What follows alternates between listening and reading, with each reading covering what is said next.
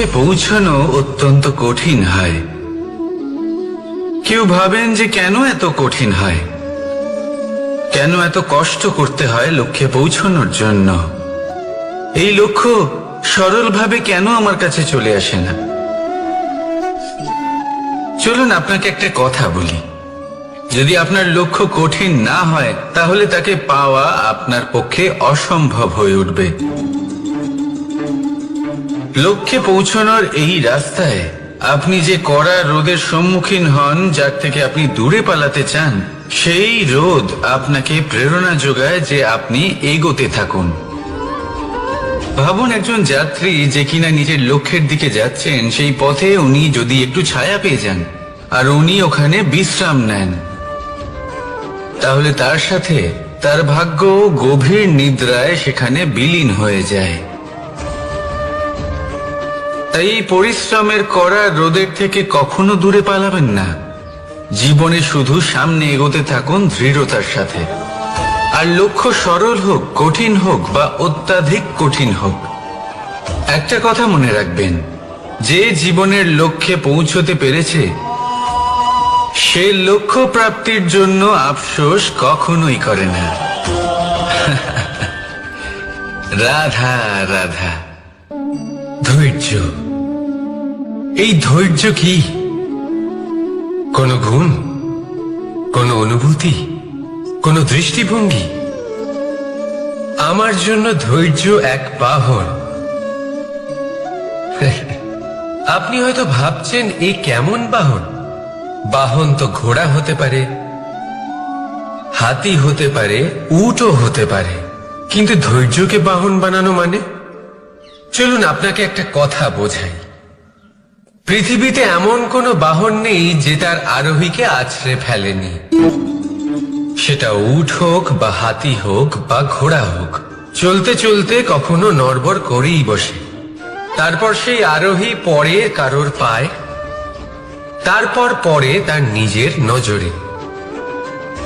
কিন্তু ধৈর্যরূপী বাহন কখনো কাউকে ফেলে না, কখনো না। না সেই আরোহী কারোর পায়ে পড়ে আর না তো নিজের নজরে।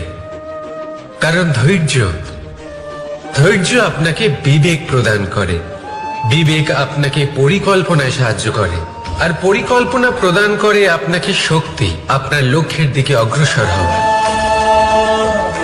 বুঝলেন? ধৈর্যকে সঙ্গে রাখুন, নিজেকে আরো ধৈর্যশীল করে তুলুন। এই ধৈর্যের সাহায্যে আরোহণ করে দেখুন কিভাবে এই বাহন আপনাকে আপনার গন্তব্যে পৌঁছে দেবে। রাধা রাধা। সংসারে এমন একটা ভ্রান্ত ধারণা রয়েছে যে সবকিছু ভাগ্যের দ্বারা পাওয়া যায়, কিন্তু ভাগ্য, প্রারব্ধ এ তো সকলের জন্যই সমান হয়। এটা তো ব্যক্তির উপরে নির্ভরশীল হয়, তার আকাঙ্ক্ষার উপরে নির্ভরশীল হয়, বাসনার উপরে নির্ভরশীল হয়, স্বভাবের উপরে নির্ভরশীল হয় যে উনি সেটা নিয়ে কি করেন। দেখুন, এই প্রসাদ কিন্তু সকলকেই দেওয়া হয়, কিন্তু তা গ্রহণ করবেন কিভাবে সেটা ব্যক্তির উপরে নির্ভর করে। আপনাকে এক উদাহরণ দিই। যেমন ধরুন, দুজন মানুষকে আমি একটা করে মাটির ডেলা দিলাম, সেটা নিয়ে তারা কি করবেন? একজন মানুষ তার ছোট ছোট ডেলা বানাবেন আর পথযাত্রীদের ওপরে ছুঁড়ে মারবেন, হাসি ঠাট্টা করবেন, তাদের বস্ত্র নোংরা করে দেবেন, সেটাতেই উনি আনন্দ পাবেন। অন্যদিকে দ্বিতীয় ব্যক্তি সেই মাটির ডেলা দিয়েই নিজের জন্য একটা কুঁড়ে ঘর বানাবেন। সেই কুঁড়ে ঘর যা রোদেতে, বৃষ্টিতে, ঝড়ে তাকে সুরক্ষিত রাখবে। অনুভূতি, এই অনুভূতি বদলাতে শিখুন। এই অনুভূতি অত্যন্ত গুরুত্বপূর্ণ। ভালোবাসাতেও এই অনুভূতি হলো অত্যন্ত গুরুত্বপূর্ণ। ভালোবাসা সে বন্ধুর সাথে হোক, মা বাবার সাথে হোক, ভাই বোনের সাথে হোক, স্ত্রীর সাথে হোক, যে কারোর সাথে হোক, মনে রাখবেন এই হলো সেই অনুভূতি যা আপনার ভাগ্য নির্ধারণ করে থাকে। তাহলে আসুন আমার সাথে প্রেমের অনুভূতি নিয়ে বলুন, রাধা রাধা। লক্ষ্য, পথ, আর সাফল্য, এই তিনটেই একে অপরের সাথে জড়িত। কিন্তু অনেকবার মানুষ এদের ঠিকভাবে বুঝতে পারেন না। তারা ভাবেন যে যেরকম লক্ষ্য হবে সেরকমই পথ হবে, সেই মতোই লক্ষ্য কঠিন হলে পথ কঠিন হবে, লক্ষ্য সরল হলে পথও সরল হবে। যদি আপনাকে আসল সত্যের সাথে অবগত করাই, তাহলে দেখবেন সবকিছুই এর উল্টো। লক্ষ্য নিজের পথ বানায় না, পথ সেটাই যেটা আপনি স্বয়ং নির্বাচন করে আপনি নিজে বানান। সেই অনুসারেই আপনি আপনার লক্ষ্যে পৌঁছতে পারবেন। সেই জন্য জীবনে যখনই লক্ষ্যে পৌঁছানোর পথের বিষয়ে আপনি কোনো সিদ্ধান্ত নেবেন, তাহলে তা ভেবে চিন্তে নেবেন, কারণ এই পথ অত্যন্ত গুরুত্বপূর্ণ। পথ যদি শুভ হয়, তাহলে লক্ষ্য আপনা থেকেই শুভ হয়ে যায়। তাহলে আসুন আমার সাথে ভালোবেসে বলুন, রাধা রাধা। ভাগ্য আর কর্ম, এই দুই এমন শব্দ যাকে ঘিরে সমগ্র সংসার। কেউ বলে আমার ভাগ্যে এটা ছিল না, যা পেলে আমার জীবন অন্যরকম হতো। কেউ বলে আমার গত জন্মের কর্ম নিশ্চয়ই এমন ছিল, যে কারণে এই জন্মে এরকম ভাগ্য পেয়েছি আমি। এসব বাদ দিন, আর একবার শান্ত চিত্তে ভাবুন। আপনি বুঝতে পারবেন যে ভাগ্য আর কর্ম এই দুই এই জন্মের।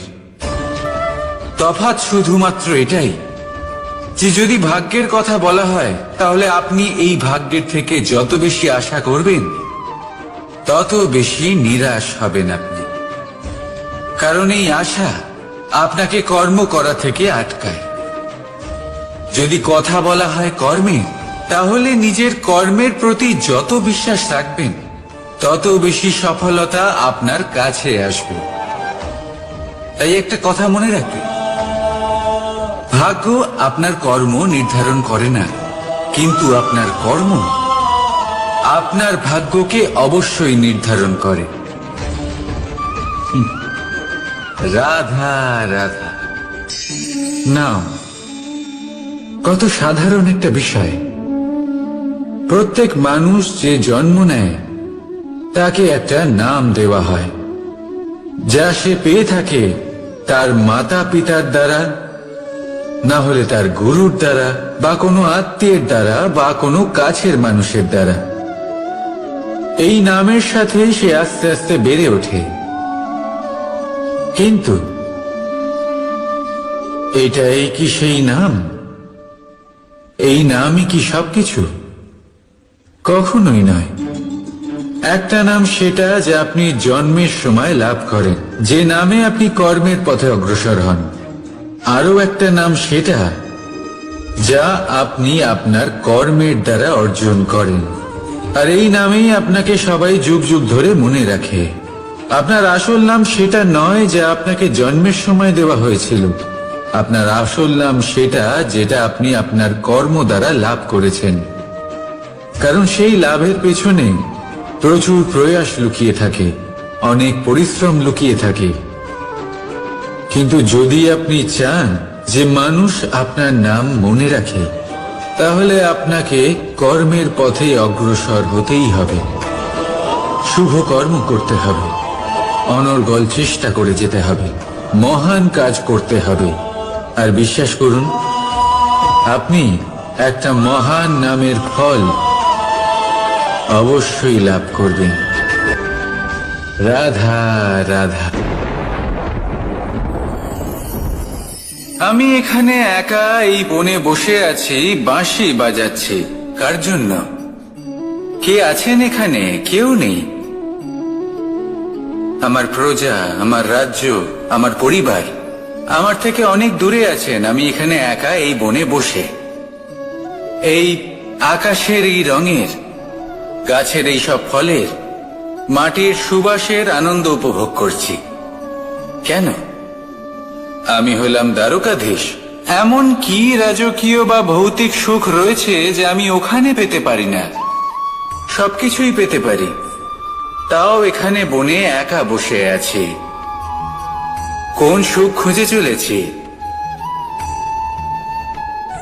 একা থাকার সুখ। আমরা প্রত্যেকদিন অনেক মানুষের সাথে, চিন্তাধারার সাথে, কর্মের সাথে, পরিস্থিতির সাথে, সুখ দুঃখের দ্বারা বেষ্টিত থাকি। জীবনের এই চক্রে আমরা জড়িয়ে পড়তে থাকি। যতই আমরা এই সমস্যার সমাধান করি, আমরা ততই এতে জড়িয়ে পড়ি। আমরা এতটাই জড়িয়ে পড়ি যে যখন আমরা আয়নায় নিজেদের দেখি, তখন আমরা নিজেদের চিনতেই পারি না। এমন মনে হয় যেন আমরা নিজেদের হারিয়ে ফেলেছি। সেই জন্য প্রত্যেক দিন আপনি কিছু সময় নিজের সাথে কাটান একান্তে। এটা অত্যন্ত আবশ্যক। নিজের অস্তিত্বের গভীরে গিয়ে দেখতে শিখুন, নিজেকে বুঝুন। অদ্ভুত শান্তির অনুভূতি হবে। যেমন এই বায়ু, এই বৃক্ষ, এই পুষ্প, এই নিসর্গ, এদের মতো আপনিও কখনো একলা হতে শিখুন। কখনো নিসর্গের একটা অংশ হয়ে দেখুন। এই মন প্রসন্ন হয়ে বলবে, রাধা। একবার একটা শেয়াল বনে বিচরণ করছিল। ও একটা ছোট্ট শাবক দেখতে পেল। ও ভাবলো, আজ একেই আমি খাবার হিসেবে গ্রহণ করব। আশেপাশে দেখলো, কেউ দেখছে না তো? কেউ ছিল না। আর সেই শাবকের ওপর আক্রমণ করল, যা হলো একটা ঘোর অপরাধ। বনের নিয়ম অনুসারে আপনি কখনোই শাবকের ওপর আক্রমণ করতে পারেন না। তারপর এই খবরটা যখন রাজা সিংহ জানতে পারলেন, সভার আয়োজন করলেন। কিন্তু সেখানে শেয়াল বলল, আমি তো এরকম কিছু করিনি। কিন্তু যদি আপনি এরকম বলেন, কোনো প্রমাণ দিন, এর কোনো সাক্ষী আছে? তখন রাজা সিংহ পেঁচাকে ডেকে পাঠালেন, যে সেই মুহূর্তে বৃক্ষের শাখার ওপর বসেছিল। সে সব কিছু দেখেছিল। পেঁচা সব সত্যি কথা বলল, আর শেয়ালকে মৃত্যুদণ্ড দেয়া হলো। এবার এই কাহিনী আমি আপনাকে কেন শোনালাম? কারণ মানুষও কখনো কখনো এরকম কর্ম করেন যা শিয়াল করেছে। এটা ভাবেন, কেউ দেখছে না যখন, আমি অনুচিত কর্ম করতেই পারি। কিন্তু না, আপনি যাই করুন না কেন, কেউ না কেউ অবশ্যই তা দেখছে। কোনো ব্যক্তি না হলেও কোনো প্রাণী, না হলে কোনো যক্ষ বা দেব বা প্রেত। যদি এনারা কেউ না দেখেন, তাহলে ধরিত্রী মাতা দেখেন, যেখানে দাঁড়িয়ে আপনি সেই কর্ম করছেন, তাই না? তাই একটা কথা সবসময় মনে রাখবেন, কে দেখছেন কে দেখছেন না, সেই বিষয়ে ভাবা ছেড়ে দিন। এটা খুব সহজ কথা। আপনি যদি উচিত কর্ম করেন, উচিত ফল পাবেন। যদি অনুচিত কর্ম করেন, তাহলে আপনি অনুচিত ফল অবশ্যই পাবেন। সেই জন্য উচিত পথে চলতে থাকুন, উচিত কর্ম করতে থাকুন, আর আমার সাথে ভালোবেসে বলুন, রাধা রাধা। বাহ! পুষ্পের সুবাস আমার খুব ভালো লাগে।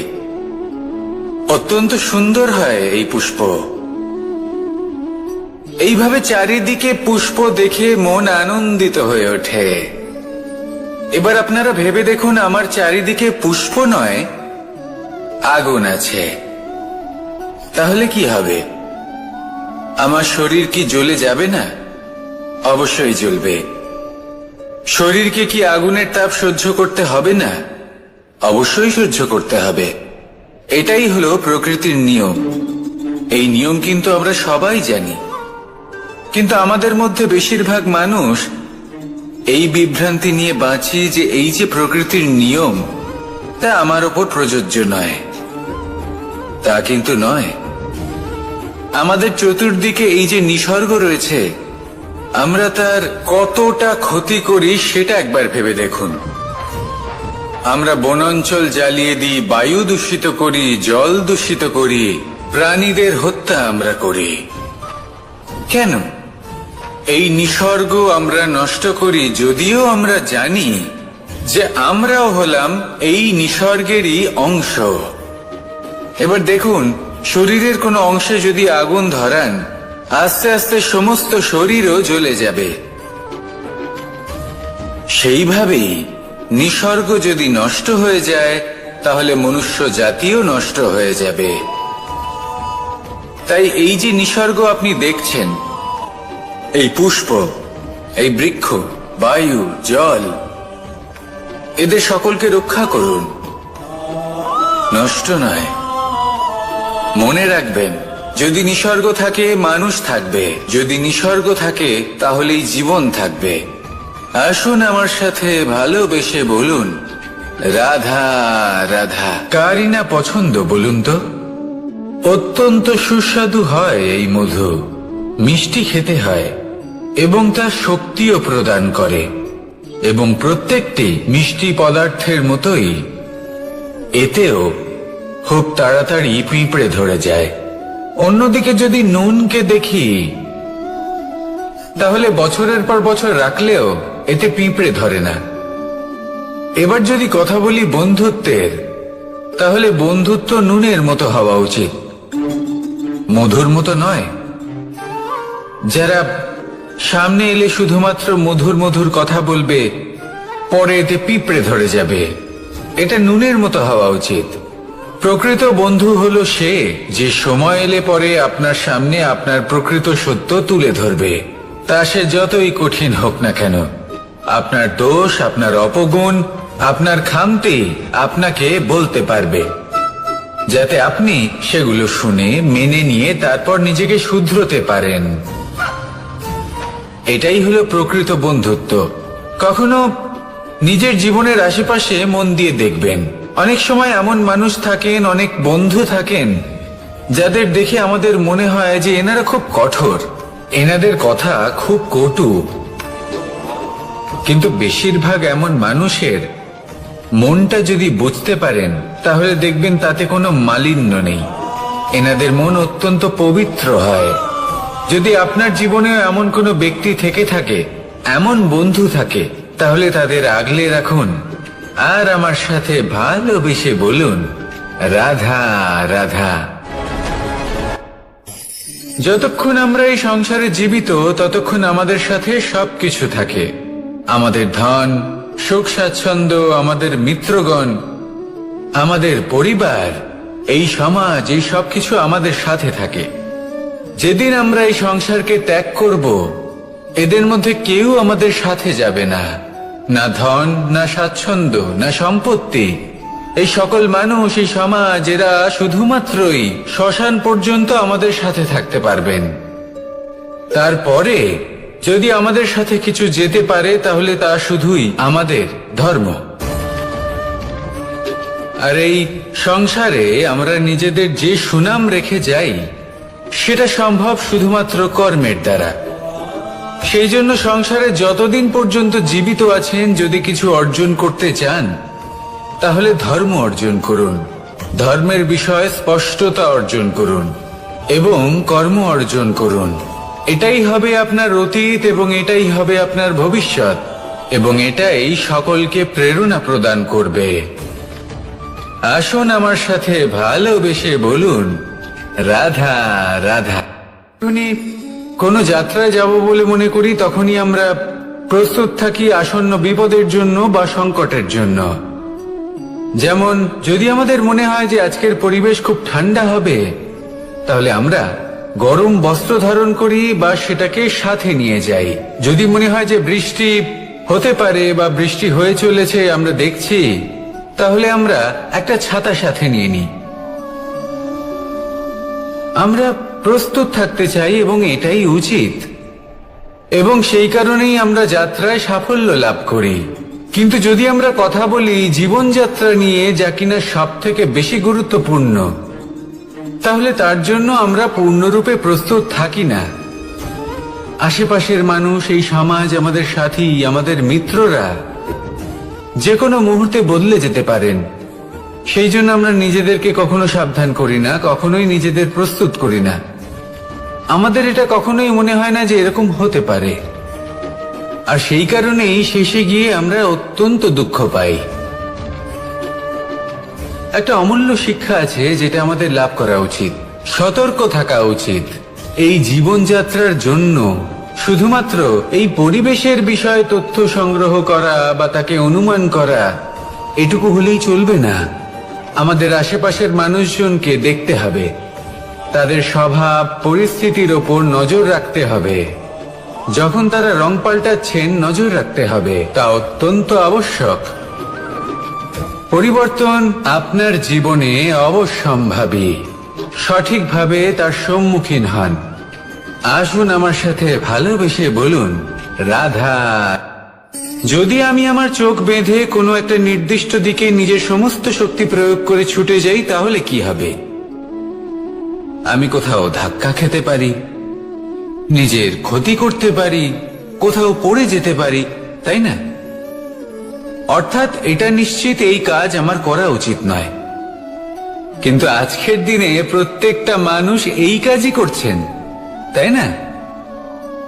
কোনো কাজ করার পূর্বে সেই কাজের বিষয়ে সম্পূর্ণ তথ্য কোথায় সংগ্রহ করছেন? শুধু এটুকু জানেন যে এই কাজটা করলে কত ধন অর্জন করবেন আর কত নাম হবে, আর ব্যাস সামনে এগিয়ে যান। এটা উচিত নয়। পূর্ণরূপে যে কোনো কাজ করার আগেই সেই কাজের বিশ্লেষণ করে নেওয়া উচিত, তা বুঝে নেওয়া উচিত, এবং সেই বিষয়ে অবশ্যই খেয়াল রাখা উচিত যে আপনার শরীর এবং আপনার মন এই কাজ করার জন্য কি প্রস্তুত রয়েছে। যদি তা না হয় তাহলে প্রথমে নিজেকে শুধরে নিন, তারপরে সেই কাজ করুন। যদি এইভাবে জীবনে সামনে এগোন, তাহলে সাফল্যের সম্ভাবনা জীবনে অনেক বেশি বেড়ে যাবে। তাহলে এটাই করুন, আর আমার সাথে ভালোবেসে বলুন, রাধা রাধা। দেখতে গেলে এই সংসার বড়ই সুন্দর, কিন্তু আসল সত্যি এটাই যে সংসারে সবকিছু নশ্বর। যেটা কাল ছিল তা আজ নেই, যা আজ আছে তা কাল ছিল না, আর যা আজ আছে তা কালও থাকবে না। প্রত্যেক মানুষকেই যথাসময়ে কালের কাছে মাথা নত করতে হয়। এই রূপের বিনাশ করে বার্ধক্য, প্রাণের বিনাশ করে মৃত্যু, আলস্য, ঈর্ষা ধর্মের বিনাশ করে, আর ক্রোধ বিনাশ করে সম্পর্কে। কিন্তু এরকম একটা অনুভূতি আছে যা একাই সমস্ত গুণ বিনাশ করতে সক্ষম হয়, আর সেটা হলো অহংকার। তাই জ্ঞানকে নিজের কাছে আসতে দিন, কিন্তু অহংকারকে কখনোই নয়। কারণ যদি এই অহংকার আপনার কাছে চলে আসে, তাহলে জীবনে যা কিছু আপনি অর্জন করেছেন, তা সে গুণ হোক বা হোক ধন, সে বন্ধু হোক বা হোক আনন্দ, সবকিছু শেষ হয়ে যাবে। রাধা রাধা। এই পাথর দেখতে পাচ্ছেন আপনি? কত গোল, কতটা চকচকে। বাচ্চাদের অনেক সময় এটা নিয়ে খেলতে ভালো লাগে, আর কেনই বা লাগবে না? কতটা সুন্দর আর মসৃণ এটা।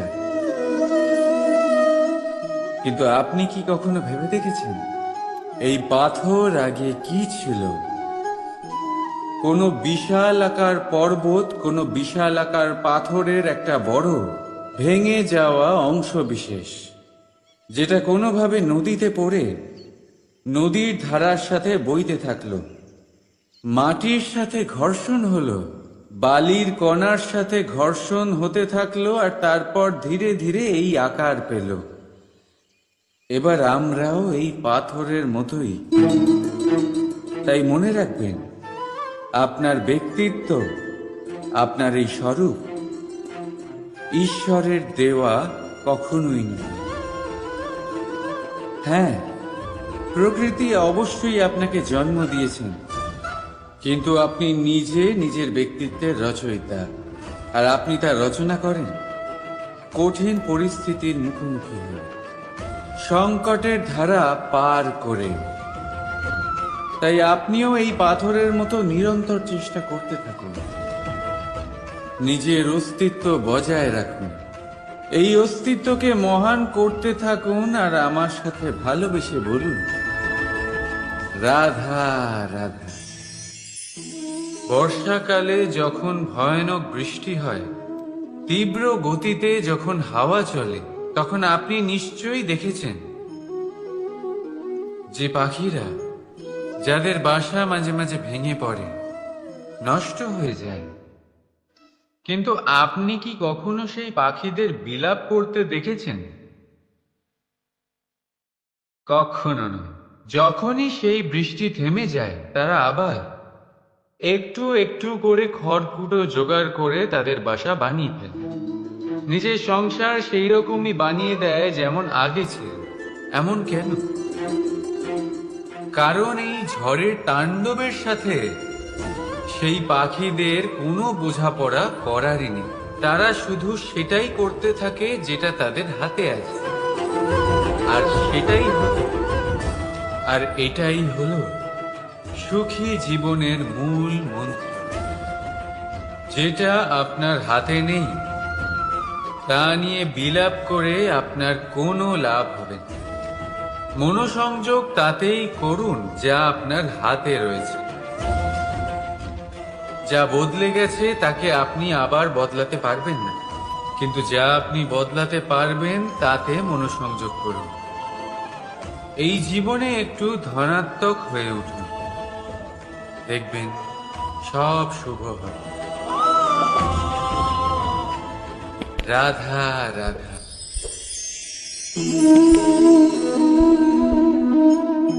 ছোটবেলায় একটা জিনিস আমি কখনো বুঝে উঠতে পারিনি। আমি সবসময় আশ্চর্য হয়ে থাকতাম যে এটা কি করে সম্ভব হতে পারে।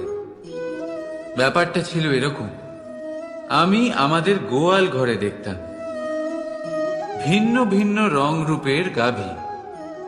কারোর রং কালো তো কারোর রং সাদা, কেউ খয়েরি তো কারোর রং বাদামি।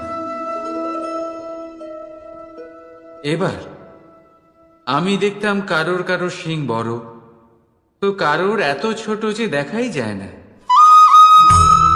কোনো গাভী আকারে ছোট ছিল তো কেউ একটু বড়। কিন্তু যখন সেই সব গাভী দুধ দিত,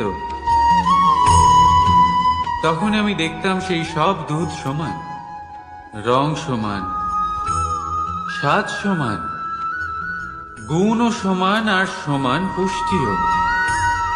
এবার আমি এটা বুঝতে পারতাম না। আমার দৃষ্টিতে তো সমস্ত গাভী আলাদা আলাদা ছিল।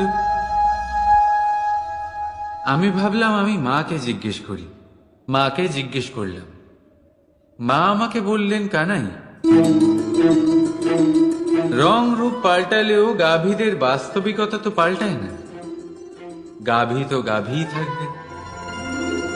এবার আমি এটা বুঝতে পারি না যে মানুষ এটা আত্মসাৎ কেন করতে পারে না। দেখুন, রং, রূপ, জাত, ধর্ম, ভাষা, এই সবের উপরে হলো মনুষ্যত্ব। আর মনুষ্যত্বের একটাই ধর্ম, আর সেটা হলো প্রেম। তাই এই প্রেম আপনি সকলের সাথে ভাগ করে নিন, প্রেমের সাথে সকলের সেবা করুন। এই মনুষ্যত্বর অমৃত চেখে দেখুন, আর আপনি বুঝে যাবেন যে আমরা কেউ আলাদা আলাদা নই, আমরা সবাই সমান। রাধা রাধা। সাগর, কত বিশাল হয় এই সাগর! কি না করতে পারে এই সাগর! এক মুহূর্তের মধ্যে সব ধ্বংস করে দিতে পারে, প্রলয় ডেকে আনতে পারে, সংসার মুছে ফেলতে পারে। এই সাগর জীবন জ্যোতি নিভিয়ে দিতে পারে। কিন্তু এই সাগর যা মেটাতে পারে না, তা হলো একজন তৃষ্ণার্তের তৃষ্ণা। অন্যদিকে এই ঘোড়া, যা এতটাই ছোট যে গোপিনীরা একসঙ্গে অনেকগুলো নিয়ে চলতে পারে, কিন্তু এই ছোট ঘোড়া অনেকের তৃষ্ণা মেটাতে পারে। এবার বলুন, জল সাগরেও আছে, আবার এই ঘড়াতেও। তাহলে পার্থক্য কোথায়? এখানে পার্থক্য হলো তাদের আচরণের মধ্যে। একজন মাটির মধ্যে মিষ্টি জল ধরে রাখে, তো আরেকজন নিজের নোনা জলের আঘাতে যে কাউকে মাটিতে মিশিয়ে দিতে পারে। আপনি কি হতে চাইবেন? সাগরের নোনা জল হয়ে কারোর আশা চূর্ণ বিচূর্ণ করে দিতে, নাকি মিষ্টি জলের ঘড়া হয়ে কারোর তৃষ্ণা মেটাতে? সিদ্ধান্ত আপনার। রাধা রাধা। কতবার এমন হয়, আপনি কোনো কাজ করার জন্য কাউকে দায়িত্ব দেন, কিন্তু সেই ব্যক্তি সেই কাজ সম্পন্ন করতে পারে না, অসম্পূর্ণ রেখে দেয়, অথবা ঠিকভাবে করতে পারে না। এবার এই পরিস্থিতিতে কি হয়?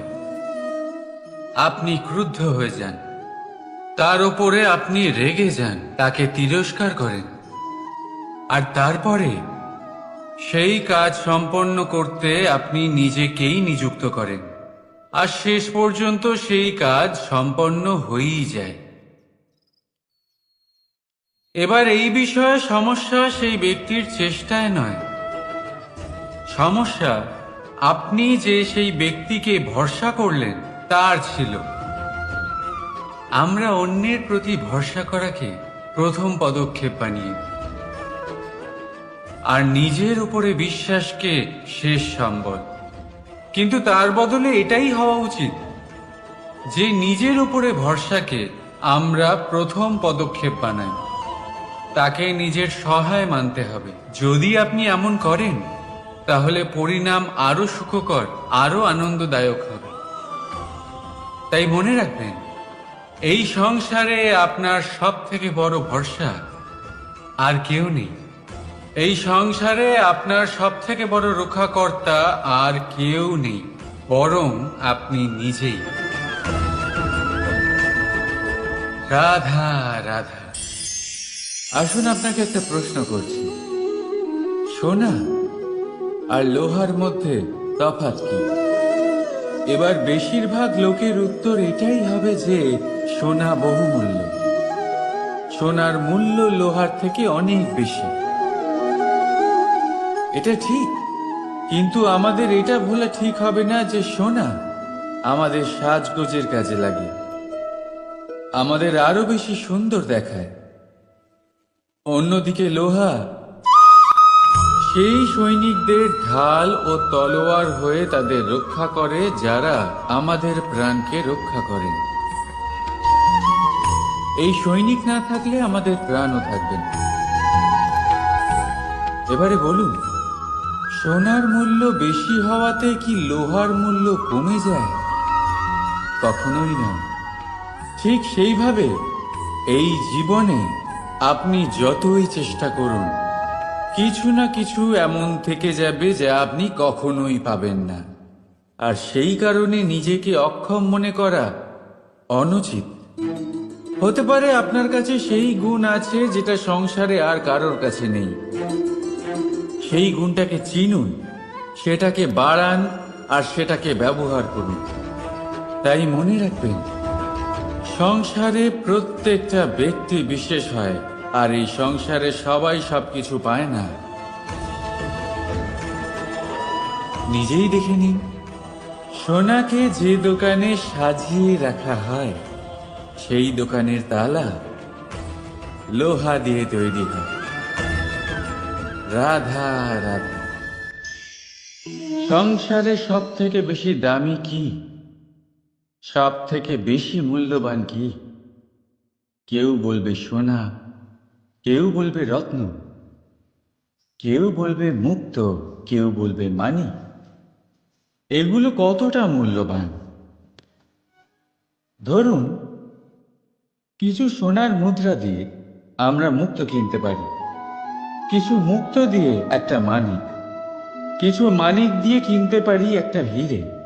কিন্তু এই জগতের সমস্ত ধন খরচ করেও একটা জিনিস আমরা কিনতে পারবো না, আর তা হলো একটা মুহূর্ত। কি হলো, সত্যি সামনে এসে গেল। সত্যি হলো এটাই যে জগতে সব থেকে বেশি মূল্যবান সময় সেই সময় যেটা আমরা এমনি নষ্ট করে দিই অকাজে, কখনো কোনো আশাতে, কখনো শোক করে, কখনো ঘটে যাওয়া দিনের কথা ভেবে, তো কখনো ভবিষ্যতের চিন্তাতে। এই সময়ের সদ্ব্যবহার আমাদের করা উচিত। এই সময়ের সদ্ব্যবহার করে আমাদের ধন অর্জন করা উচিত, মহান কাজ করা উচিত, আমাদের ব্যক্তিত্বকে উদার করা উচিত, ভালো কাজ করা উচিত, সকলের সাথে আনন্দ ভাগ করা উচিত। যদি আমরা এই সংসার থেকে চলেও যাই, তাহলেও সময় আমাদের যেতে দেবে না, এখানেই স্থিত করে রাখবে। কারোর না কারোর জন্য প্রেরণা হয় বা কারোর মুখে কৃতজ্ঞতার হাসি ফুটিয়ে। রাধা রাধা। সূর্য এই সংসারে সব থেকে বেশি তেজস্বী এই সূর্য, সব থেকে বেশি উজ্জ্বল, সব থেকে বেশি শক্তিশালী। কিন্তু আপনি কি কখনো সূর্যোদয় দেখেছেন? এই শক্তিশালী সূর্য কিভাবে উদয় হয়? লাল রঙের আভার সাথে, সৌম্যতার সাথে, শান্তির সাথে উদয় হয়। কখনো সূর্যাস্ত দেখেছেন? সেই লাল রঙের আভা, সেই সৌম্যতা, সেই একই শান্তি। আর এটাই একজন মহান ব্যক্তিত্বের গুণ। যখন জীবনে উত্থান ঘটে তখনও অহংকার করেন না, সৌম্যতা বজায় রাখেন। আবার যখন জীবনে ক্ষতি হয় তখনও সৌম্যতা বজায় রাখেন। যদি আপনিও চান সূর্যের মতো আপনি সম্মান পাবেন, তাহলে সূর্যের মতন হন।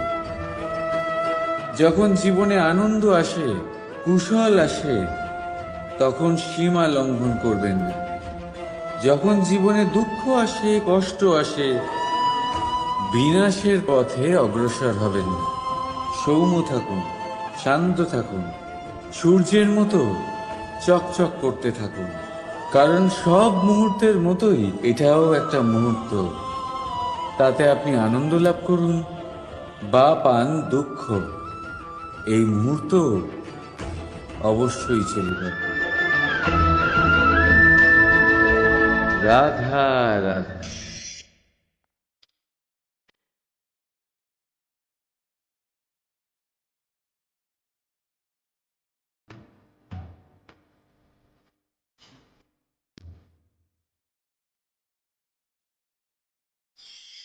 আপনি ওই কথাটা নিশ্চয়ই শুনেছেন, যখন ভগবান একটা দরজা বন্ধ করেন তখন অন্যদিকে অনেক দরজা খুলে দেন। এবার এই দরজা, এই সমস্ত পথ আমরা দেখতে পাই না, অনেক সময় আমরা বুঝতে পারি না, হারিয়ে যায় সব।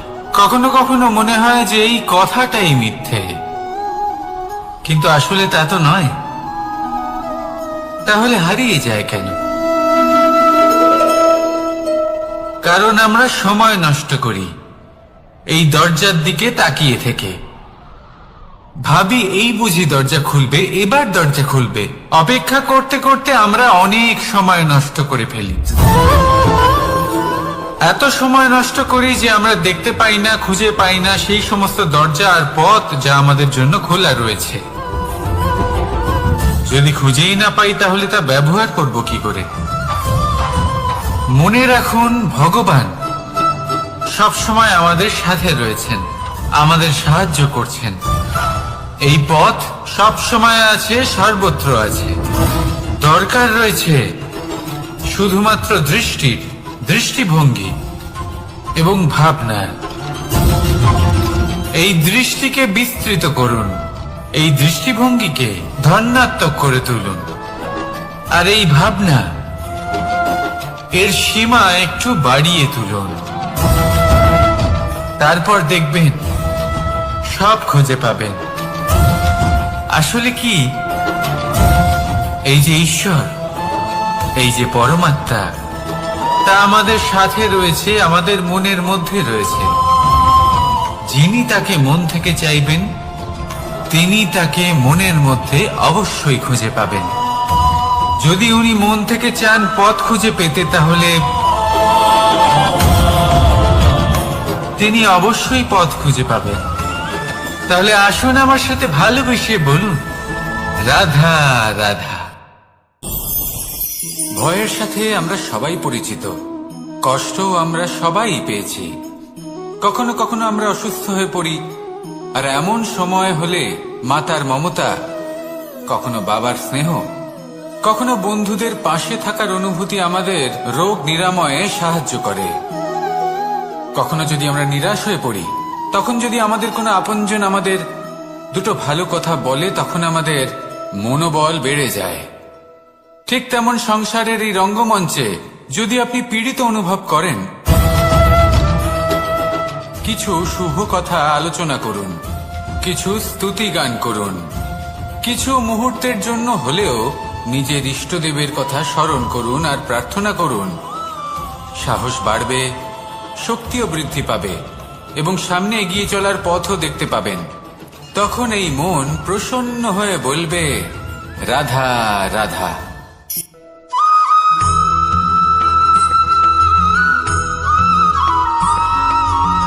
কথায় আছে যে এমন কোনো অক্ষর নেই যার দ্বারা কোনো মন্ত্র হয় না, এমন কোনো বনস্পতি নেই যা নিজেই একটা ঔষধি নয়, পৃথিবীর এমন কোনো ব্যক্তি নেই যার মধ্যে কোনো যোগ্যতা থাকে না। শুধু প্রয়োজন হলো যে ব্যক্তিকে আমরা খুঁজে চলেছি তাকে সঠিকভাবে চিনে নেওয়া। যদি তার যোগ্যতা, তার বিশেষত্ব আমরা বুঝতেই না পারি, তাহলে আর লাভ কি রইল? এই সংসারে এমন অনেক ব্যক্তি রয়েছেন যারা ছোট ছোট অসফলতার কারণে আপনাকে এটা বলে দেবে যে আপনি কোনো কাজের নন, আপনি হলেন মূর্খ, আপনি কিছুই করতে পারবেন না। এইসব কথায় কখনোই বিশ্বাস করবেন না, কারণ আপনি এবং প্রত্যেকটি জীব এই পরমাত্মা এবং এই প্রকৃতির সৃষ্টি, যা অত্যন্ত বিশেষ। যদি আপনাকে উদাহরণ দিই, তাহলে একদিকে আছে তরোয়াল, একটা বড় লম্বা তরোয়াল যার দ্বারা যুদ্ধ করা যায়, জয়লাভ করা যায়। আর অন্যদিকে রয়েছে একটা ছোট্ট সূচ, কিন্তু যে কাজ একটা ছোট্ট সূচ করতে পারে তা একটা তরোয়াল দ্বারা সম্ভব নয়। এর অর্থ হলো এটাই যে প্রত্যেকটা রচনা অত্যন্ত অমূল্য এবং অত্যন্ত বিশেষ হয়। তাহলে বিশ্বাস রাখুন যে আপনি অত্যন্ত বিশেষ একজন, আর প্রেমের সাথে বলুন, রাধা রাধা।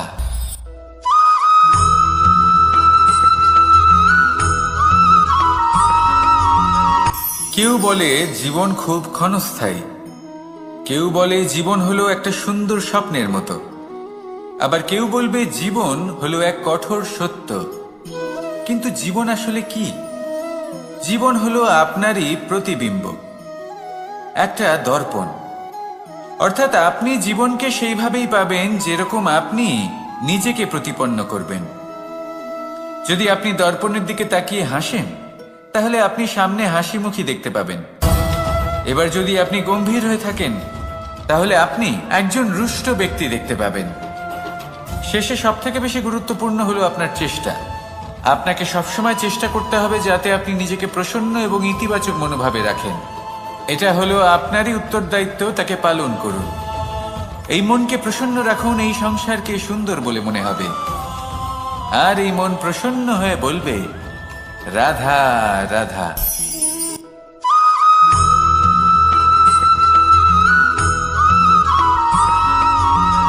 আপনি কখনো কোনো বাজকে নিজের বাসা বানাতে দেখেছেন? এই বাজ যখনই কোনো বাসা বানায়, তখন উঁচু গাছের ডালে বা কোনো পর্বতের শিখরে বাসা বানায়, অনেক উচ্চতায়। আর সেখানে তার সন্তানও জন্মগ্রহণ করে। যখন এই সন্তানেরা জন্মায়, তখন এই বাজ খুবই ভালোবেসে এবং খুব সাবধানে এদের পালন পোষণ করে। নিজের ঠোঁট দিয়ে তাদের ঠোঁটে খাবার পরিবেশন করে। কিন্তু যেই সেই সন্তানেরা হৃষ্টপুষ্ট হয়ে যায় এবং সেই কথা বাজ নিজে বুঝতে পেরে যায়, সেই বাজ নিজেই সেই বাসা ছিন্ন ভিন্ন করে দেয়। সেই সন্তান যাদের সবেমাত্র ডানা গজিয়েছে, কিভাবে উড়তে হয় তারা জানে না, সেই সন্তানগুলিকে উচ্চতা থেকে ঠেলে দেয়। সেই সন্তান প্রথমে ভয়ভীত হয়ে যায়। তারা সামনে মৃত্যুকে দেখতে পেয়ে ভয়ের কারণে তাদের ডানা ঝাপটাতে থাকে, আর সেই প্রক্রিয়াতেই সেই সন্তানগুলি উড়তে শুরু করে দেয়। এবার এই ঘটনায় আমরা কি শিক্ষা পেতে পারি? এটাই, যদি আপনি মাতা পিতা হন তাহলে নিজের সন্তানকে অবশ্যই স্নেহ করুন, কিন্তু তাদেরকে নিজের আঁচলের তলায় বেঁধে রাখবেন না। যদি আপনি চান আপনার সন্তান জীবনে উন্নতি করুক, তাহলে নিজের মুঠো থেকে তাদের স্বতন্ত্র করে দিন, এই সংসারে সংঘর্ষ করতে দিন।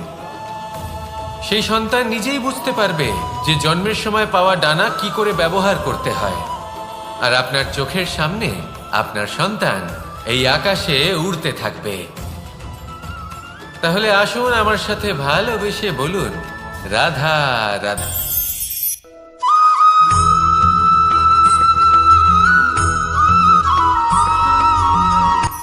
এই সংসারে সাফল্য লাভ করার জন্য জ্ঞানের প্রয়োজন হয়, পরিশ্রমের প্রয়োজন হয়, দৃঢ় নিষ্ঠার প্রয়োজন হয়, নিরন্তর চেষ্টা করা প্রয়োজনীয়। কিন্তু আরো কিছু আছে যা অত্যন্ত প্রয়োজনীয় এবং গুরুত্বপূর্ণ। তা হলো ভালো বন্ধু। তাদের থাকা অত্যন্ত প্রয়োজনীয়। যদি ভালো বন্ধু থাকে তাহলে সময় এলে তারা ঢাল হয়ে আপনাকে সুরক্ষা করবেন।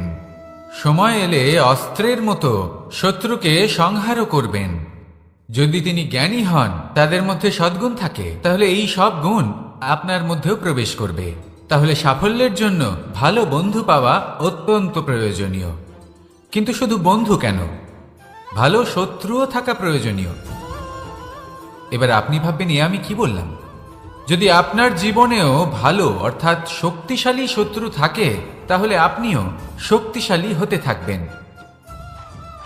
এই শত্রু আপনাকে প্রেরিত করবে আরো বেশি শক্তিশালী হয়ে ওঠার। কখনো কোনো হরিণকে দেখুন, তীব্র গতিতে দৌড়তে থাকে। কেন তীব্র গতিতে দৌড়য়? এই কারণে নয় যে কোথাও তার জন্য মধুর ঘাস অপেক্ষা করে রয়েছে, না। সে এই কারণে তীব্র গতিতে দৌড়য় কারণ সেটা না করলে তার পেছনে একটি সিংহ আছে যে ওকে নিজের ভোজন করে ফেলবে। তাই জীবনে বিপদ, সংকট, এই সব কিছুও হলো অত্যন্ত গুরুত্বপূর্ণ। তার সম্মুখীন হতে শিখুন আর আমার সাথে ভালোবেসে বলুন, রাধা রাধা।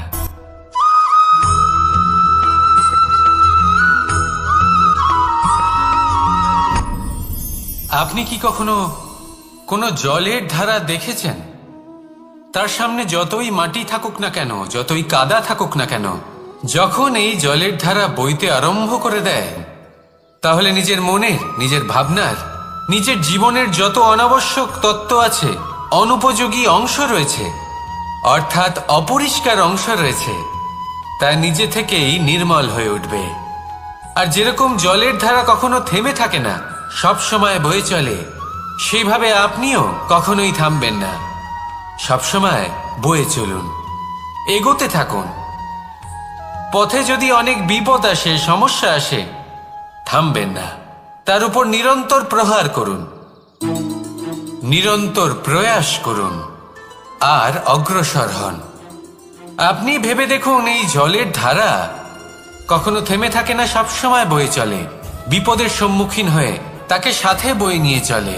সেই জন্য জলের ধারা, প্রবাহমান এই ধারা, এর থেকে কখনো দুর্গন্ধ আসে না, এতে কখনো ময়লা জমতে পারে না, বরং পালিত হয় সুন্দর প্রাণবন্ত জীবজন্তু, যেমন সুন্দর ছোট মাছ। তাই আপনিও এটাই করুন, কখনো থামবেন না, শুধু চলতে থাকুন, জলের ধারার মতো বইতে থাকুন। আপনি আপনার লক্ষ্য অবশ্যই খুঁজে পাবেন, আর তার সাথে নিজের অন্তরের যে মালিন্য রয়েছে তা আপনি নিজেই নিজের থেকে দূরে করে দেবেন। তাহলে আসুন আর আমার সাথে ভালোবেসে বলুন, রাধা রাধা।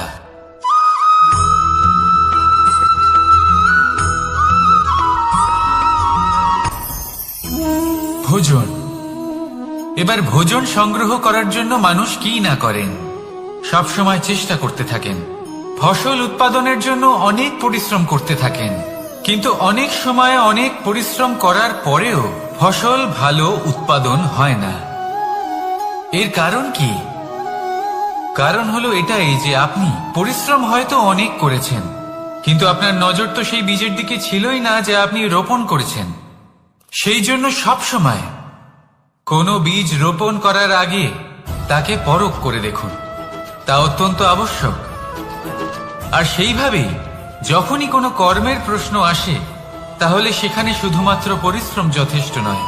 সেই কাজের প্রতি আপনার কর্তব্য কি, আপনার উদ্দেশ্য কি, সেটা জানা হলো অত্যন্ত গুরুত্বপূর্ণ। তাই কর্ম করুন, কিন্তু সেই কর্মের প্রতি আপনার যা উদ্দেশ্য তার মাহাত্ম্য বুঝতে চেষ্টা করুন। তাহলে আসুন আমার সাথে ভালোবেসে বলুন, রাধা রাধা।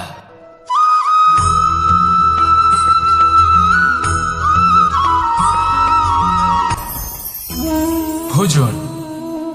এবার ভোজন সংগ্রহ করার জন্য মানুষ কি না করেন, সব সময় চেষ্টা করতে থাকেন। ফসল উৎপাদনের জন্য অনেক পরিশ্রম করতে থাকেন, কিন্তু অনেক সময় অনেক পরিশ্রম করার পরেও ফসল ভালো উৎপাদন হয় না। এর কারণ কি? কারণ হলো এটাই যে আপনি পরিশ্রম হয়তো অনেক করেছেন, কিন্তু আপনার নজর তো সেই বীজের দিকে ছিলই না যে আপনি রোপণ করেছেন। সেই জন্য সব সময় কোনো বীজ রোপণ করার আগে তাকে পরখ করে দেখুন, তা অত্যন্ত আবশ্যক। আর সেইভাবেই যখনই কোনো কর্মের প্রশ্ন আসে, তাহলে সেখানে শুধুমাত্র পরিশ্রম যথেষ্ট নয়। সেই কাজের প্রতি আপনার কর্তব্য কি, আপনার উদ্দেশ্য কি, সেটা জানা হলো অত্যন্ত গুরুত্বপূর্ণ। তাই কর্ম করুন, কিন্তু সেই কর্মের প্রতি আপনার যা উদ্দেশ্য তার মাহাত্ম্য বুঝতে চেষ্টা করুন। তাহলে আসুন আমার সাথে ভালোবেসে বলুন, রাধা রাধা।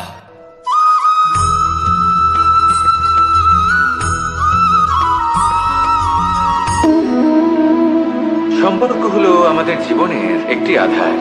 কিছু সম্পর্ক এমন যা আমরা জন্মসূত্রে লাভ করি, যেমন পরিবার, মা, বাবা। কিছু সম্পর্ক আছে যা আমরা জীবনে অর্জন করে থাকি, তা সে প্রেমের হোক, স্নেহের হোক বা বন্ধুত্বের। এই সকল সম্পর্ক লাভ করার বা গড়ে তোলার 5টি ধাপ রয়েছে। প্রথম ধাপ, কোনো ব্যক্তির সাথে আলাপ হওয়া, তার সাথে কথা বলা বা তাকে দেখা। দ্বিতীয় ধাপ, সে ব্যক্তিকে আমাদের ভালো লাগা। তৃতীয় ধাপ,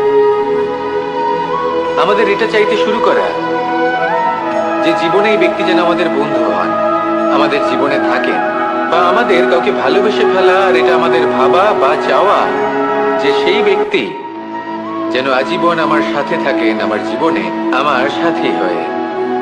চতুর্থ ধাপ, লাভ করা। এবার এই ধাপটি অনেক মানুষের পক্ষেই খুবই সরল হয়, বড়ই সরলভাবে নিজেদের সঙ্গীকে লাভ করে থাকেন। কিছু মানুষের জন্য এই ধাপ অত্যন্ত কঠিন হয়ে থাকে। অনেক প্রতিকূল পরিস্থিতির উপর জয়লাভ করে তারা সঙ্গীকে লাভ করেন, কিন্তু লাভ অবশ্যই করেন। এরপরে আসে পঞ্চম, অন্তিম এবং সব থেকে গুরুত্বপূর্ণ ধাপ। সেটা হলো সেই সম্পর্ক পালন করা। এটা হলো এমন এক বিষয় যা প্রত্যেক মানুষের শেখা উচিত। যদি ব্যক্তি নিজের জীবনে সম্পর্ক রক্ষা করতে শিখে যান, তবে প্রত্যেক সম্পর্ক তার জীবনকে স্বর্গ করে তুলবে। আসুন আর আমার সাথে ভালোবেসে বলুন, রাধা রাধা।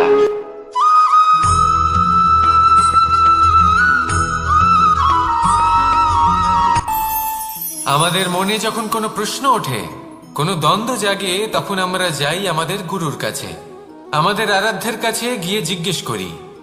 এইভাবেই একদিন আমি পৌঁছলাম আমার আরাধ্যের কাছে, আমার মহাদেবের কাছে। আর ওনাকে প্রশ্ন করলাম যে, মহাদেব, জীবনে আনন্দ পাওয়ার, উৎসব পালনের, প্রেম ভাগ করে নেবার, জীবনকে উপভোগ করে নেওয়ার সর্বশ্রেষ্ঠ সময় কোনটা? মহাদেব হাসলেন আর উনি বললেন, জীবনে উৎসব পালনের সব থেকে শ্রেষ্ঠ দিন হল মৃত্যুর ঠিক আগের দিনটা। প্রেম ভাগ করে নেওয়ার সব থেকে শ্রেষ্ঠ মুহূর্ত হল মৃত্যুর ঠিক আগের মুহূর্ত। জীবনকে উপভোগ করে নেওয়ার সর্বশ্রেষ্ঠ প্রহর হল মৃত্যুর এক প্রহর পূর্বে। তখন আমি চমকে গেলাম। আমি বললাম, কিন্তু মহাদেব, মৃত্যু তো অনিশ্চিত, আমরা জানিও না কবে আমাদের মৃত্যু হবে। মহাদেব আবার হাসলেন। উনি বললেন যে যদি আমরা এভাবে জীবন কাটাই যে আমরা জীবনের প্রত্যেক দিন, প্রত্যেক মুহূর্ত, প্রত্যেক প্রহর শেষ বলে মনে করি, তাহলে আমাদের সমস্ত জীবন আনন্দের সাথেই অতিবাহিত হবে। কি বলেন?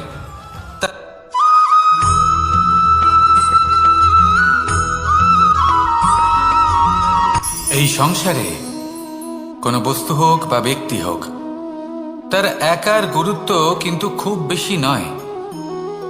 একটা উদাহরণ হিসেবে বৃষ্টির ফোঁটাকে ভেবে দেখুন। যদি একটি বৃষ্টির ফোঁটা হয় তাহলে তার খুব বেশি গুরুত্ব থাকে না, কিন্তু যখন সহস্র বৃষ্টির ফোঁটা মেঘের মধ্যে দিয়ে ঝরে পড়ে, তখন সেটা বর্ষার রূপ ধারণ করে। সেই বর্ষা যা এই প্রকৃতিকে শান্ত করে।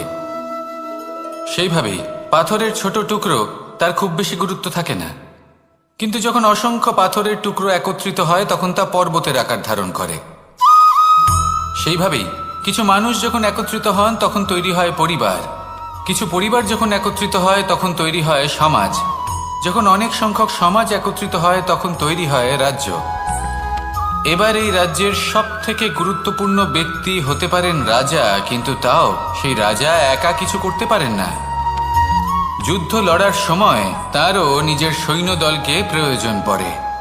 কিন্তু এই সংসারে এমন একজন ব্যক্তি আছেন যিনি একাই সব কাজ করতে থাকেন, এবং সেই ব্যক্তি হলেন মা। আমাদের জীবনে একজন পিতার ভূমিকা কিন্তু নিঃসন্দেহে অমূল্য, কিন্তু আমাদের সকলের জীবনে যে ভূমিকা একজন মায়ের তা অন্য কারোর থাকে না। একজন মা একাই সন্তানকে বড় করতে পারেন, সংস্কারী করে তুলতে পারেন, তার জন্য পরিশ্রম করেন। আর এত কিছু কাজ করার পরেও তার কাজের জন্য তিনি প্রশংসা অবশ্য পান না।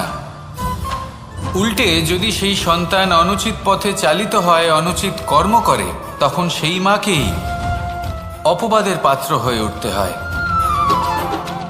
আমাদের জীবনে মায়ের যোগদান কতটা সেটা বুঝুন। আপনাকে বড় করে তোলার জন্য উনি কতটা পরিশ্রম করেছেন সেটা বুঝুন। আজ থেকে, এখন থেকে, এই মুহূর্ত থেকে মাকে সম্মান করতে শিখুন। যখন সময় পাবেন, যখন সুযোগ হবে, তখন তার প্রশংসা করুন, ওনারও ভালো লাগবে। আর মায়ের এই মমতার জন্য, তার এই ভূমিকার জন্য আসুন সবাই মিলে আমরা তাকে প্রণাম করি, আর সকলে মিলে ভালোবেসে বলি, রাধা রাধা।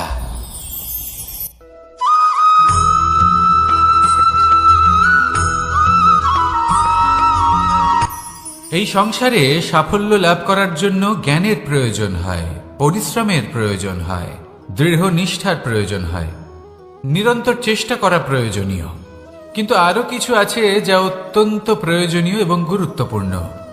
তা হলো ভালো বন্ধু। তাদের থাকা অত্যন্ত প্রয়োজনীয়। যদি ভালো বন্ধু থাকে তাহলে সময় এলে তারা ঢাল হয়ে আপনাকে সুরক্ষা করবেন। সময় এলে অস্ত্রের মতো শত্রুকে সংহারও করবেন। যদি তিনি জ্ঞানী হন, তাদের মধ্যে সদ্গুণ থাকে, তাহলে এই সব গুণ আপনার মধ্যেও প্রবেশ করবে। তাহলে সাফল্যের জন্য ভালো বন্ধু পাওয়া অত্যন্ত প্রয়োজনীয়। কিন্তু শুধু বন্ধু কেন, ভালো শত্রুও থাকা প্রয়োজনীয়। এবার আপনি ভাববেন, আমি কি বললাম? যদি আপনার জীবনেও ভালো অর্থাৎ শক্তিশালী শত্রু থাকে, তাহলে আপনিও শক্তিশালী হতে থাকবেন। এই শত্রু আপনাকে প্রেরিত করবে আরো বেশি শক্তিশালী হয়ে ওঠার। কখনো কোনো হরিণকে দেখুন, তীব্র গতিতে দৌড়তে থাকে। কেন তীব্র গতিতে দৌড়য়? এই কারণে নয় যে কোথাও তার জন্য মধুর ঘাস অপেক্ষা করে রয়েছে, না। সে এই কারণে তীব্র গতিতে দৌড়য় কারণ সেটা না করলে তার পেছনে একটি সিংহ আছে যে ওকে নিজের ভোজন করে ফেলবে। তাই জীবনে বিপদ, সংকট এই সব কিছুও হলো অত্যন্ত গুরুত্বপূর্ণ। তার সম্মুখীন হতে শিখুন আর আমার সাথে ভালোবেসে বলুন, রাধা রাধা।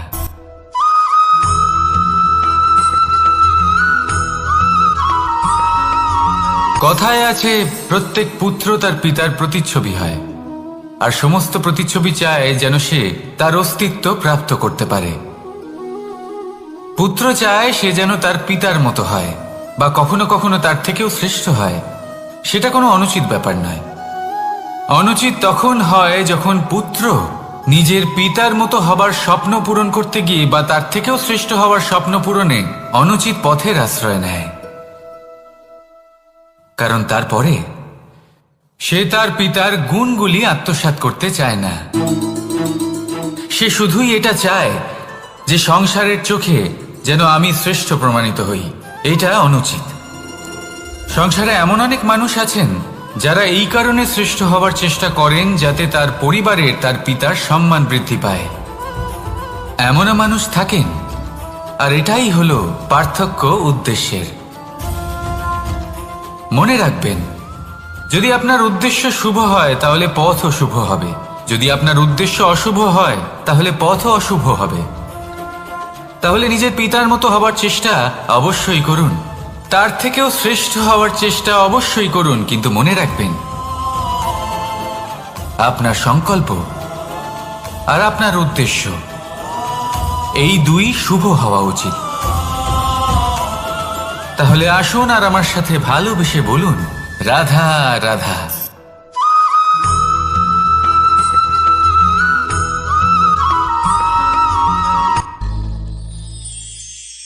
শিশিরের বিন্দু পাতার ওপর পড়ে আর তার গায়ে লেগে থাকে।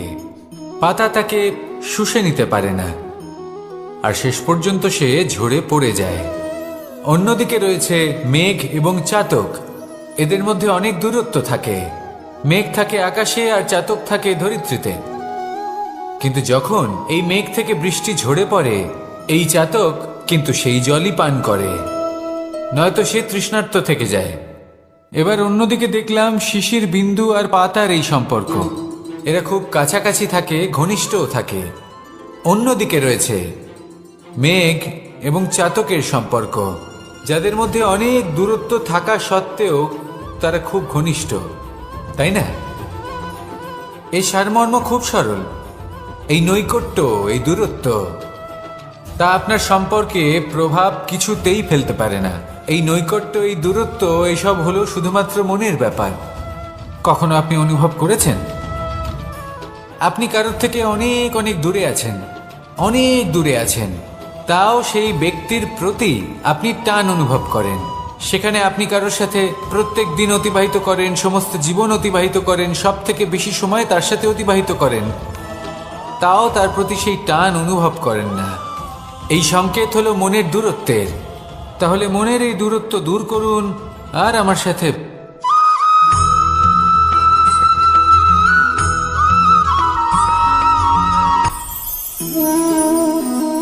শক্তি এক অত্যন্ত বিচিত্র বস্তু, বা বলতে পারেন অনুভূতি। পিতা সবসময় চান যেন তিনি তার শক্তি পুত্রকে। আসুন আপনাকে সহজে বোঝাই।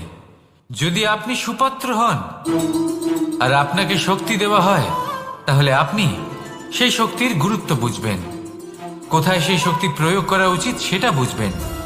আর এটা যেহেতু অর্জন করা শক্তি হবে, সেই শক্তির অপব্যবহার হবে না। কিন্তু যদি এই আপনি কুপাত্র হন আর যদি আপনাকে এই শক্তি দেওয়া হয়, তাহলে কি হবে? দেখতে গেলে এই শক্তি আপনি দান হিসেবে পেয়েছেন, তাই না আপনি এই শক্তির গুরুত্ব বুঝবেন আর না এর প্রয়োগ আপনি জানবেন। তার অপব্যবহার হওয়া সুনিশ্চিত। তাই যদি আপনি কোনো শক্তি অর্জন করতে চান, তাহলে আগে তার যোগ্য হয়ে উঠুন। পুত্র নয়, পাত্র হয়ে উঠুন। আর আমার সাথে ভালোবেসে বলুন, রাধা রাধা।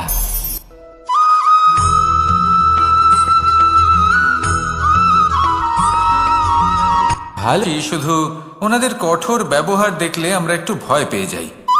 এবার ওনাদের এই কঠোর ব্যবহার আমাদের ভালো না লাগলেও অত্যন্ত আবশ্যক, কারণ মাতার থেকে আমরা যে শক্তি লাভ করি তা যেন নিয়ন্ত্রণ হারিয়ে বিধ্বংসী না হয়ে ওঠে। আমরা যেন কোনো কুপথে না চলে যাই, আমরা কখনো যেন দোষ না করে ফেলি।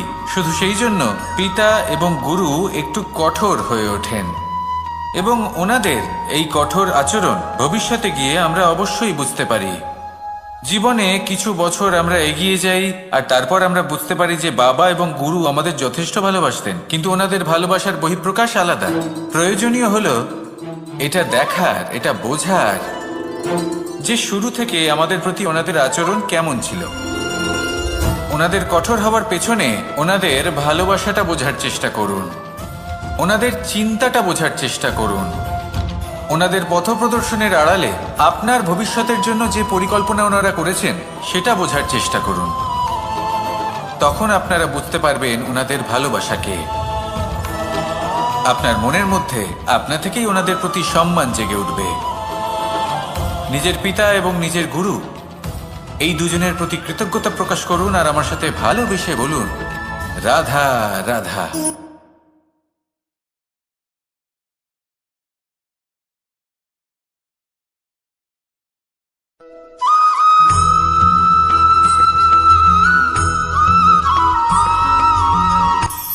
কখনো কোনো বাগানের কোনো বৃক্ষকে দেখেছেন যেখানে সুগন্ধি ফুল থাকে, রসালো ফল থাকে? তখন মন প্রফুল্ল হয়ে ওঠে, মন থেকে সেই বৃক্ষের প্রতি ভালোবাসা জন্মায়। কিন্তু যিনি বাগানের মালিক, শুধুমাত্র তিনিই জানেন যে কিভাবে এই বৃক্ষকে আগলে রাখতে হয়, কিভাবে তার পরিচর্যা করলে এতে সুন্দর সুগন্ধি ফুল হবে, রসালো ফল হবে। কখনো কখনো প্রয়োজনের থেকে বেশি রোদ পেলে এই বৃক্ষগুলি শুকিয়ে যায়, প্রয়োজনের থেকে কম রোদ পেলেও এই বৃক্ষ কিন্তু শুকিয়ে যায়। প্রয়োজনের থেকে কম জল যদি পায় এই বৃক্ষ শুকিয়ে যেতে পারে, প্রয়োজনের থেকে অতিরিক্ত জল যদি পায় তখনও এই বৃক্ষের শিকড়গুলি নষ্ট হয়ে যেতে পারে। এবার এটাই কিন্তু আমাদের সংসারের সাথেও হয়। আমাদের সংসারের সকল প্রতিভাশালী ব্যক্তি, যেমন লেখক, বিচারক, প্রবক্তা, যোদ্ধা, এদের সবার ক্ষেত্রে এই কথাটাই প্রযোজ্য। যদি বেশি প্রশংসা করা হয় তাহলেও এরা হারিয়ে যাবেন। প্রয়োজনের থেকে বেশি যদি নিন্দা করা হয় তখনও তারা নত হয়ে পড়বেন।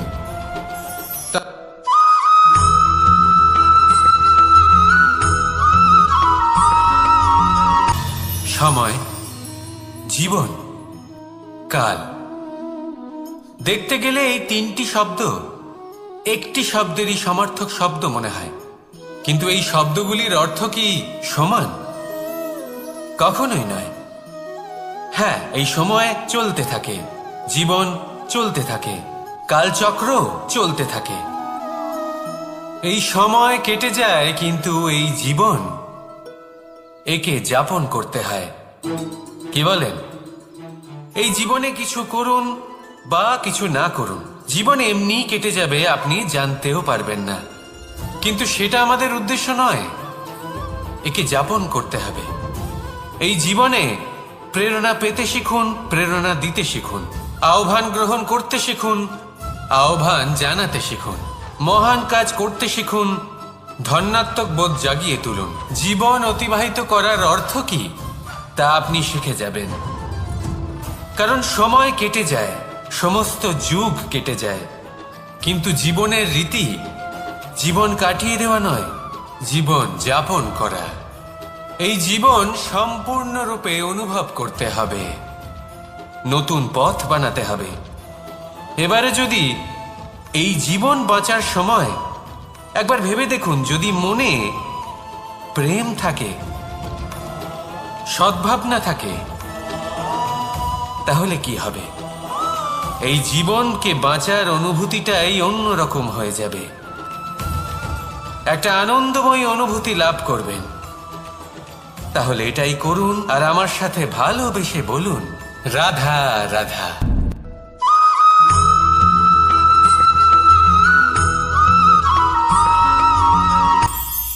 এটা হলো ধান গাছ। এর থেকে যে চাল উৎপন্ন হয় তা মানুষ গ্রহণ করেন। আর এটা কি? এ হলো জংলি ঘাস। একবার ভেবে দেখুন, যদি এই জংলি ঘাস ধান গাছের আশেপাশে থাকে তাহলে কি হবে? ধান উৎপন্ন হতে পারবে? তা উৎকৃষ্ট হতে পারবে? আমরা কি তা গ্রহণ করতে পারবো? কখনোই নয়। এই জংলি ঘাস ধানকে নষ্ট করে দেবে, কিন্তু নিজে জীবিত থাকবে। এটাই হলো আজকের শিক্ষা। এই সংসারে যদি আপনি নীতির পথে চলতে চান, উচিত কর্ম করতে চান, সংসারকে সেবা করতে চান, তাহলে জংলি ঘাসের মতো ব্যক্তিদের থেকে সবসময় দূরে থাকতে হবে। সেই ব্যক্তি যারা দুর্নীতি এবং মিথ্যা দ্বারা পরিপূর্ণ, যাদের ব্যবহার অশুভ, যাদের অনেক অশুভ গুণ রয়েছে, তারা সঠিক নয়। সেই সকল ব্যক্তি যাদের চরিত্র অত্যন্ত দুষ্ট হয়, তারা হয় শুভ চরিত্রের ব্যক্তিকে একদম নষ্ট করে দেয়, নয় নিজের মতো বানিয়ে তোলে। তাই যদি আপনি নীতির পথে চলতে চান, এই সংসারের জন্য শুভ কর্ম করতে চান, তাহলে সেই সঙ্গ লাভ করুন যে সঙ্গ জ্ঞানে পরিপূর্ণ, যাদের মধ্যে অনেক গুণ আছে, যাদের থেকে প্রতিদিন কিছু শিখতে পারবেন। এমন ব্যক্তির সাথে জীবন অতিবাহিত করুন, দুরাচারীদের থেকে দূরে থাকুন। তবেই এই মন প্রসন্ন হয়ে বলবে, রাধা রাধা।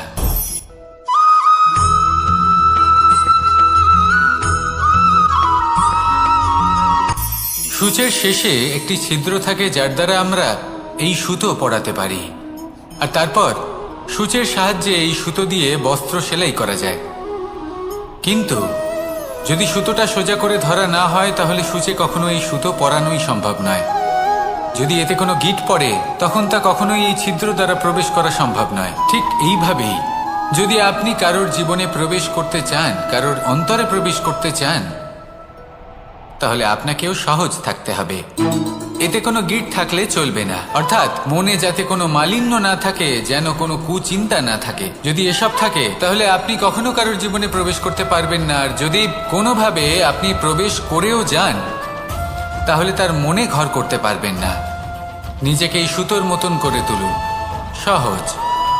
মনে যেন কোনো কুচিন্তা না থাকে, সবার প্রতি যেন সদ্ভাবনা থাকে, শুভ চিন্তা থাকে। এমনটা করতে থাকুন। এমন একটা দিন আসবে যেদিন এই সমস্ত সংসারের ব্যক্তির মনে আপনি বাস করবেন, আর তখন এই মন প্রসন্ন হয়ে বলবে, রাধা রাধা।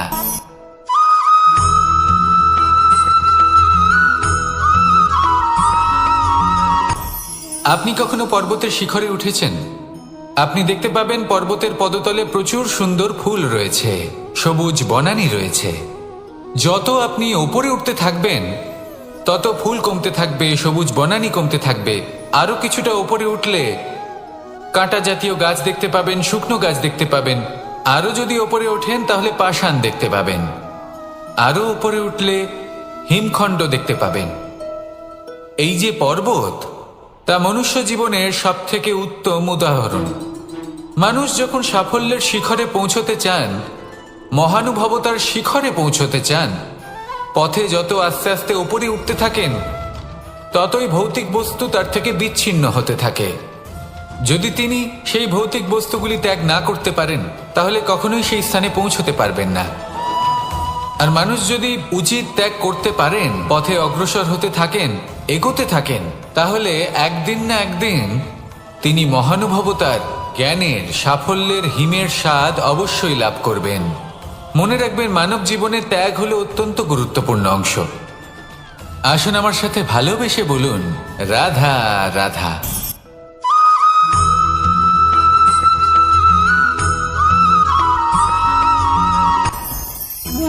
ভোজন।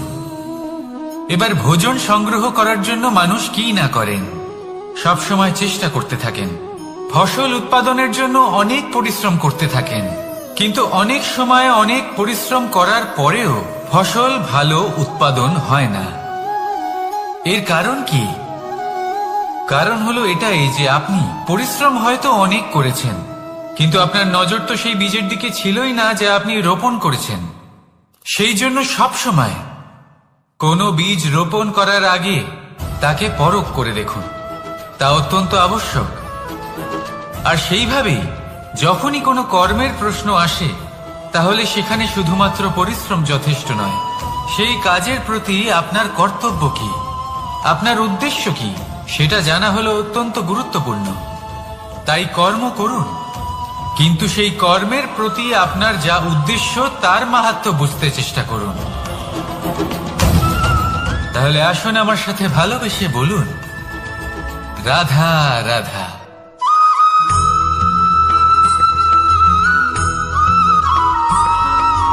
বসন্ত ঋতু, এই সময় মন আনন্দে ভরে থাকে। এমন মনে হয় যেন আমরা আকাশে বিচরণ করতে চলে যাই, কিন্তু সেটা তো সম্ভব নয়। সেই জন্য হয়তো আমরা ঘুড়ি ওড়াই, এই ঘুড়িকে নিজেদের প্রতিরূপ মনে করে। এবার অনেক মানুষ আছেন যারা ঘুড়ি ওড়ান, কিন্তু এই কর্মের সারমর্ম কি সেটা কজন বুঝতে পারেন? আপনি এটা মনে করুন যে আপনি হলেন সেই ঘুড়ি, আর এই সুতো যিনি ধরে রয়েছেন তিনি হলেন পরমাত্মা। আর এই সুতো যেখান থেকে শুরু হয় সেই লাটাই হলো আমাদের কর্মচক্র। এবার আপনি নিজেই অনুমান করুন যে এই উড়ান কার ওপর নির্ভরশীল, পরমাত্মার ওপর আর আপনার কর্মের ওপর। যদি পরমাত্মা আপনার হাত ধরে থাকেন, আপনার সাথে থাকেন, যদি আপনি শুভ কর্ম করতে থাকেন, আপনি এই আকাশে উড়তে থাকবেন। কিন্তু কোথাও কোথাও যদি পরমাত্মার সাথে এই বন্ধন ছিন্ন হয়, আপনার কর্মচক্র খারাপ হয়ে যায় বা থেমে যায়, তাহলে আপনার এই ঘুড়ি কেটে যাবে আর দূরে কোনো গাছের ডালে গিয়ে আটকে যাবে। তাই শুধুমাত্র ঘুড়ি ওড়াবেন না, তার থেকে শিখুন, পরমাত্মার সাহচর্যে থাকুন, সবসময় শুভ কর্ম করতে থাকুন আর সবসময় এই আকাশে উড়তে থাকুন। আসুন আর আমার সাথে ভালোবেসে বলুন, রাধা।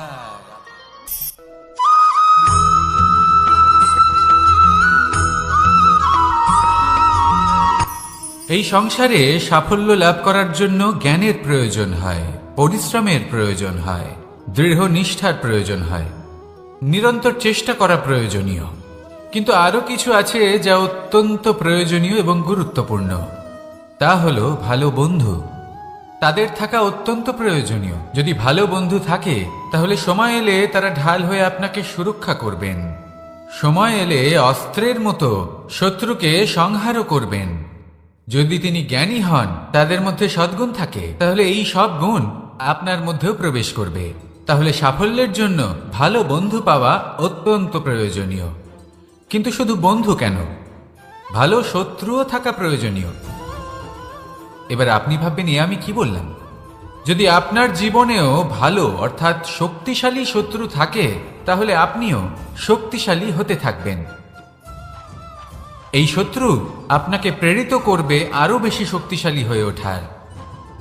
কখনো কোনো হরিণকে দেখুন, তীব্র গতিতে দৌড়তে থাকে। কেন তীব্র গতিতে দৌড়য়? এই কারণে নয় যে কোথাও তার জন্য মধুর ঘাস অপেক্ষা করে রয়েছে, না। সে এই কারণে তীব্র গতিতে দৌড়য় কারণ সেটা না করলে তার পেছনে একটি সিংহ আছে যে ওকে নিজের ভোজন করে ফেলবে।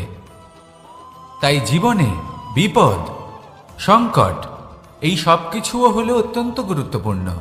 তার সম্মুখীন হতে শিখুন আর আমার সাথে ভালোবেসে বলুন, রাধা রাধা।